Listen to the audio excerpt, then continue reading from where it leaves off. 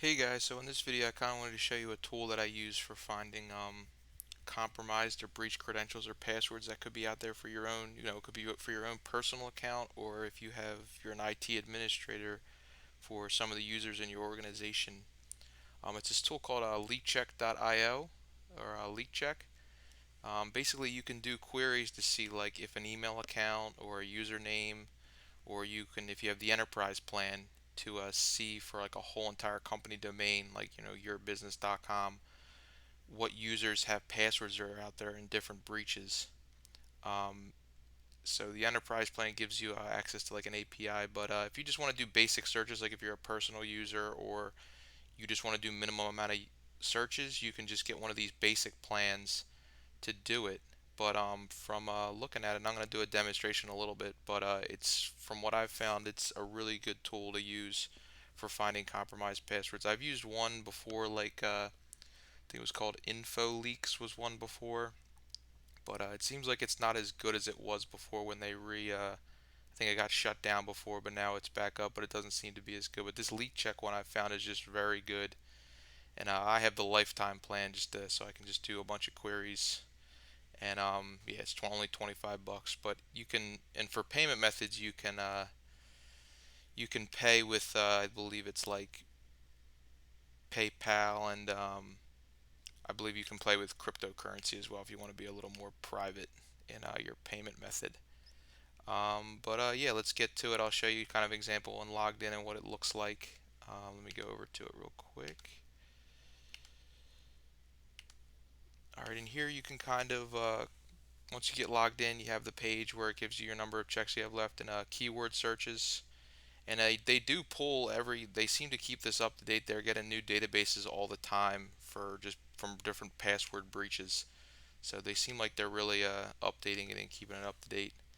As a test, I'm going to do an account that I just have as a test that I'll show you kind of what it looks like and how you can kind of do different queries. So you can do lookups based off of somebody's just email address, the hash of the password that the person had. You can do a email address keyword, so it would be like if I just wanted to look for a certain username, like I didn't know if they had a username across a bunch of systems, say like you know um, Bobby at Yahoo.com or Bobby at Hotmail.com. You can just put in Bobby, and it will look for anything after. So like if it had out Yahoo, Hotmail, Outlook, you can just put in a flat username to see if there's anything in here. And then this is for like the enterprise users for looking through a whole domain, email by password, phone number. So I'll do one as an example, just email address for one of my test accounts, and we'll do check. And it comes back and it will show you the passwords in clear text and what the source was from, like what breach it was. This was like last FM, and so it's a really good tool for just finding passwords that are out there for your accounts. And to take it a step further, I mean, as a personal user, yeah, you can figure out what passwords are out there and possibly what breach it came from for your account. And it will usually give you the what breach it came from and the date. Another way to take it a step further is to, if you're an organization or an IT admin, you could do something like going into Office 365. If you have an Office 365 system, you can go into Azure Active Directory. I'll back it up just to the Azure Active Directory portal, and then I believe it is under security, then authentication methods, and then password protection. You can put in a list of passwords that are banned. Um, that if you wanted to say like you didn't want anybody to use those passwords just to prevent any sort of like from a compromised password that's already been leaked out, you can put these into the custom password ban list, and then users won't be able to save them.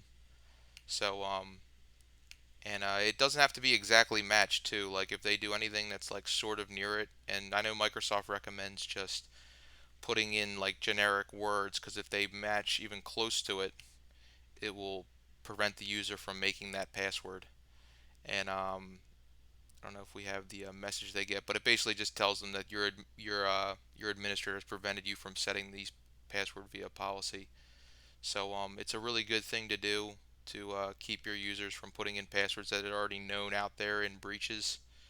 So yeah, I found LeakCheck just to be really good, and you can probably automate something if you really wanted to with the enterprise plan with the API and add them to the manual to the custom banned password list. So yeah, that's basically LeakCheck. I just found it really good as an alternative to like Have I Been Pwned, where people like to use that to figure out if they have accounts that have been breached or um, what passwords are out there for them. But in reality, yeah, you should really be, I would assume a lot of stuff's already been kind of breached as far as your common passwords. You should really be using a password manager like LastPass or Bitwarden to manage your passwords and just generate random long string passwords, and then also have another security measure MFA on your account. So like either the Google Authenticator app or an authenticate multi-factor authentication app, or SMS as like a fallback if the system doesn't support anything better. But yeah, that's basically LeakCheck. I just wanted to give you guys an overview, and I'll leave in a link in the description just to kind of, if you want to figure out, get the site so they can get to it easily. All right, guys, take it easy. Bye.